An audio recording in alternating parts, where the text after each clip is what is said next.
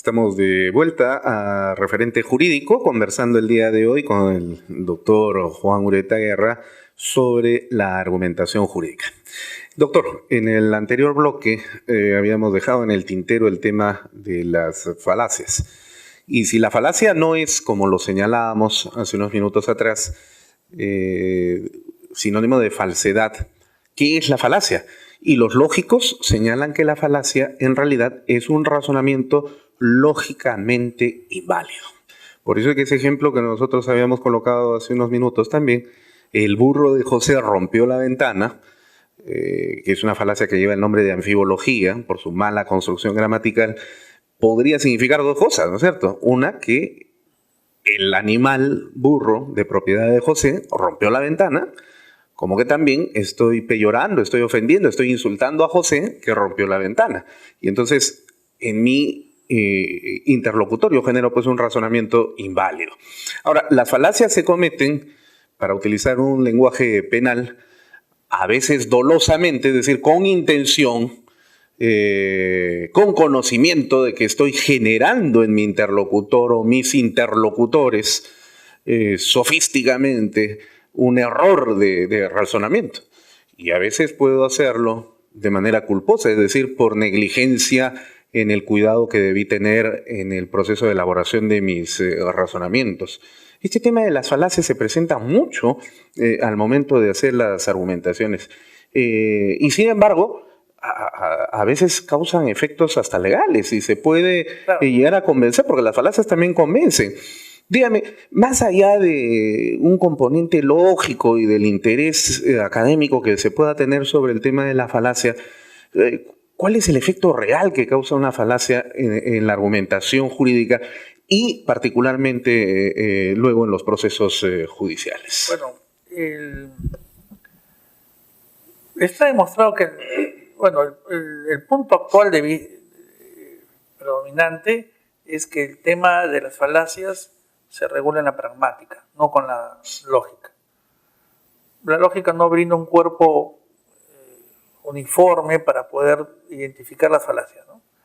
Y las falacias, obviamente, en muchos casos pervierten el debate, ¿no? Entonces, por ahora se entiende que las falacias son infracciones a ciertas reglas del debate, que incluye la lógica, el uso correcto de la lógica, obviamente, ¿no?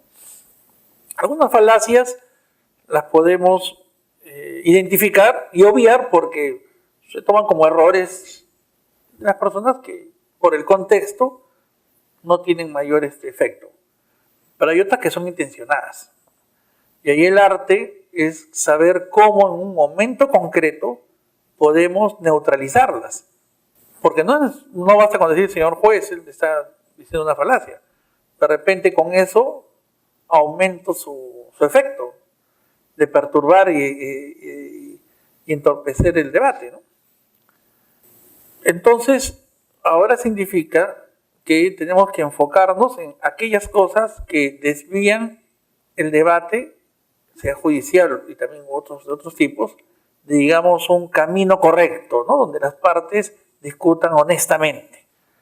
Entonces, junto al tema de las falacias, como infracciones a la regla del debate, también se suma ahora el de las maniobras estratégicas, ¿no? Hay cosas que pueden estar en el borde de la falacia.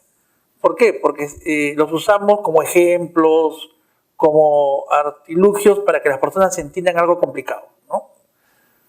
Pero hay otros comportamientos que ya no solamente se refiere al término de un enunciado confuso o un enunciado que intenta evadir la prueba, por ejemplo, ¿no? Sino ya estamos hablando de verdaderamente organización de todo el texto oral o escrito a fin de provocar un éxito que no se merece, ¿no? Entonces, Emeren llama eso estrategias argumentativas descarriladas. O sea, usar elementos para lograr evadir la discusión de verdad de fondo y obtener a la mala, ¿no? Así es. Pero lo curioso del asunto es que en el modelo acusatorio incluso hasta se permite la presencia de falacias en la argumentación. Porque, por ejemplo, cuando, digamos, el abogado del imputado pretende, dejar mal parado a los testigos que ha llevado el fiscal y que le sirve como medio probatorio de la tesis que está planteando en el juicio, y lo que trata de hacer es descalificar, ¿no? Suele recurrir a un modelo de falacia que es el argumentum ad hominem. Por ejemplo, el señor que nos ha presentado es un alcohólico, por lo tanto no hay que creerle. Pero sin embargo, no estamos discutiendo la calidad personal o las adicciones del testigo, sino lo que éste percibió. Y entonces puede suceder el hecho de que el juez se deje persuadir por el hecho de que el testigo es efectivamente alcohólico y en consecuencia su declaración pues es inválida. Pero esa es una falacia, razonar de esa manera es falaz. Claro, lo que se ha descubierto es que las falacias tienen ciertos efectos nocivos, pero según la etapa del debate. Por ejemplo, si yo digo al final, no, pero al final era un borracho, no tiene ya efecto, ¿no? Porque se formó un criterio. Pero al comienzo, por ejemplo, una amenaza, ¿no? ¿Sabe qué? Si usted defiende ese punto de vista, yo lo denunciaré al colegio de abogados, ahí sí puede tener cierto efecto. Porque ese es un ad baculum, ¿no? Que se está utilizando para impedir la libertad de expresión durante el debate, ¿no? Claro. Eso puede pasar cuando si un abogado, digamos, de mucho prestigio, al verse que sus pruebas se caen, comienza a decir, bueno, tienen que hacerme caso porque yo tengo experiencia. Yo escribí 10 libros no, sobre el particular. Claro, yo soy una autoridad. Yo he generado doctrina. Bueno, ahí ese es obviamente una falacia, ¿no? De crear sacrosanto un punto de vista porque lo sostiene una persona. Un argumento, un ad verecundia. Sí, un ad verecundia, ¿no? Un ad verecundia, ¿no? Entonces, ¿pero cuál es el problema? Que si la persona es realmente venerable, yo no puedo decirle, tú estás equivocado. Porque es posible que el juez diga, oye, esto no respeta a los mayores, ¿no?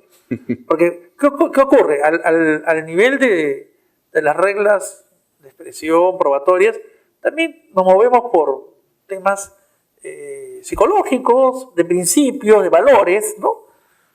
Que tienen que ser tomados en cuenta por el argumentador, que es justamente uno de los elementos más importantes para la toma de decisiones. Ya sabemos que sin emociones la gente decide mal, pero también tenemos que reconocer que hay emociones que no podemos provocar para que sean adversas. Claro. Entonces ahí la salida pues es con mucha cautela y decirle, mire, yo reconozco que usted es un hombre sabio, usted es muy valioso, pero también es de sabios rectificarse. Entonces, ahora las falacias se analizan no solamente por lo que están provocando, lo que infringe, sino cómo yo realmente puedo atenuar su efecto.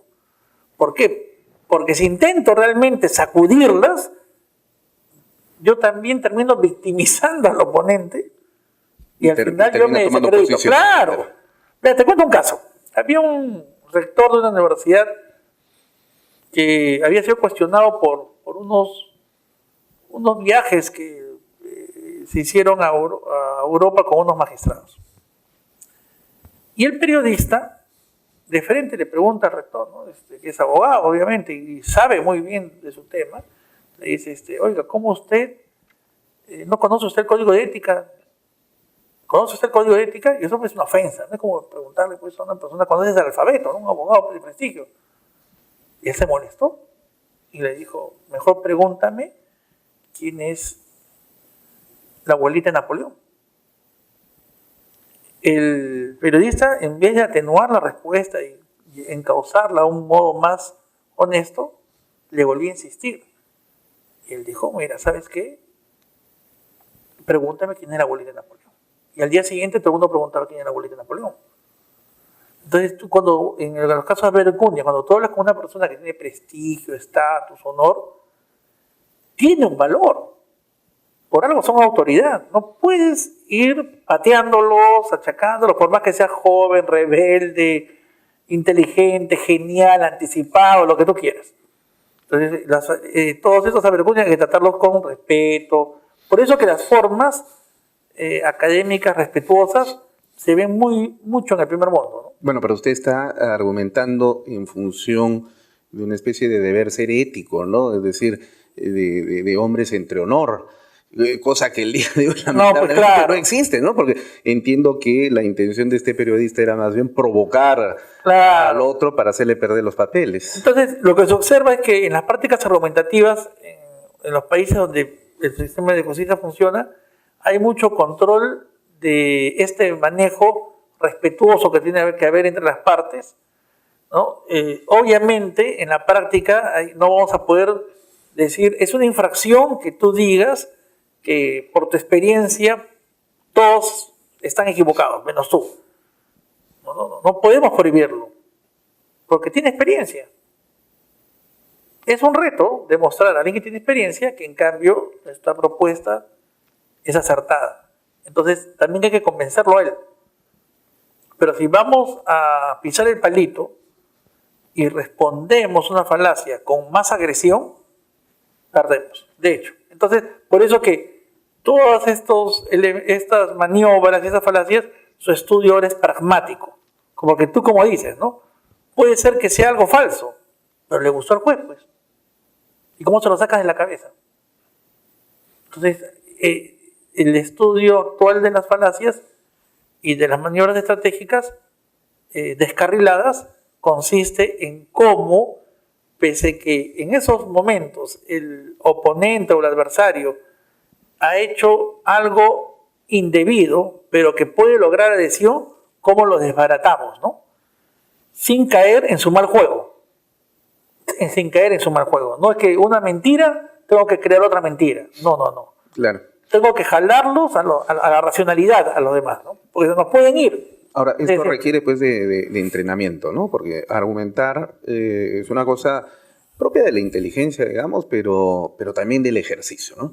En Estados Unidos, por ejemplo, a los niños desde la educación primaria los insertan, así como aquí en el Perú hay concursos de ortografía, ahí hay concursos de argumentación, ¿no es cierto? Entonces, y se les va formando progresivamente. Pero así como necesita del ejercicio correspondiente, y si bien es cierto que este es un tema que corresponde al ámbito de la pragmática, que colinda con la argumentación, sin embargo, pues evidentemente tiene que haber una perspectiva lógica, ¿no? Ahora, la lógica, tal como la conocemos, por lo menos la clásica, la formalista, la aristotélica, es una lógica estructurada en unos razonamientos bastante elaborados que parecería funcionar mucho más en el ámbito de la matemática que en el de las relaciones sociales, que es el ámbito al que corresponde el derecho. Y quizá por eso es que hasta el día de hoy no se ha llegado a concretizar la existencia de una lógica jurídica que sea reconocida erga omnes, ¿no? Es decir, con valor para todos. Sin embargo, el Código Procesal Penal tiene 3 artículos que señala que la valoración de la prueba, la valoración de las declaraciones testimoniales tiene que llevarse a cabo en función de las máximas de la experiencia, las leyes de la ciencia y las reglas de la lógica. De modo tal entonces que se necesita pues evidentemente un mínimo de estructura lógica para poder argumentar y razonar. No nos va a quedar mucho tiempo para conversar sobre los problemas de la lógica en el ámbito de la argumentación, pero nos gustaría conocer cuál es su percepción de la lógica en este ámbito de la argumentación. La lógica, la retórica es la que ha tenido ahorita mayor uso inclusive para la creación de software, ¿no? El actual software de argumentación, porque existen software de argumentación que se usan en los colegios, en las universidades, en el primer mundo, que todavía no se están aplicando en el Perú, por ejemplo, para hacer mapas de argumentos, se basan en la retórica, ¿no? La lógica tiene una función, obviamente, perceptiva, importante, porque buena parte también de nuestro conocimiento tiene una raigambre matemática. No va la contabilidad, la economía, parte de la lingüística, se expresan con teorías que tienen un fuerte basamento lógico formal, ¿no? Hay otras partes del saber que todavía no lo tienen, ¿no? Es una aspiración científica el formalizar las cosas, ¿no? Pero en los debates reales, ahí se relativiza. Pues yo te digo, o sea, 2 más 2 es 4. Pero si digo un león y 2 gallinas están en una jaula, ¿cuántos animales hay? Entonces, en la práctica las cosas pueden relativizarse un poco, pero no significa que ignoremos los formalismos, ¿no? Que no, para nada. A mí me ha ayudado mucho, me ha potenciado también bastante el comprender la dinámica de los formalismos y su capacidad de servir para entender ciertos conocimientos que han surgido a través de los formalismos y que también se tienen que aplicar en la práctica, ¿no? O sea, química, ahí tienes que aprender lógica, matemática, álgebra, o sea, ¿y cómo vas a interpretar una pericia basada en conocimientos científicos que son más exactos, más formales que evaluativos o argumentativos, ¿no? Claro. Ese es el tema, ¿no? O sea, Cuando el mejor logro de la presencia de la lógica en el campo del derecho ha sido precisamente la teoría pura del derecho, ¿no? claro. Es una construcción teórica eminentemente lógica, Así es. con una lógica deóntica. Bueno, vamos a tener que lamentablemente terminar con el programa del día de hoy, porque efectivamente pues el tiempo en televisión es tirano, pero vamos a convocar al doctor Juan Ureta para poder conversar de otros temas más en otra oportunidad. Así que lo comprometemos, doctor, para poder acompañarnos en una siguiente edición de Referente Jurídico. Sus palabras finales. Bueno, sí, va a ser muy importante porque justamente estamos haciendo una investigación sobre la máxima de la experiencia. Mira, la máxima de la experiencia, los principios científicos y la lógica, me estás hablando de sedimentos, ¿no? Han tenido su momento, ¿no? Yo creo que ya hay cierto abuso referente a estos elementos como rectores de la argumentación, ¿no? Sí. Bueno, muchísimas gracias. Ha sido la voz y presencia del doctor Juan Ureta Guerra. Y con ustedes será hasta una nueva edición de Referente Jurídico.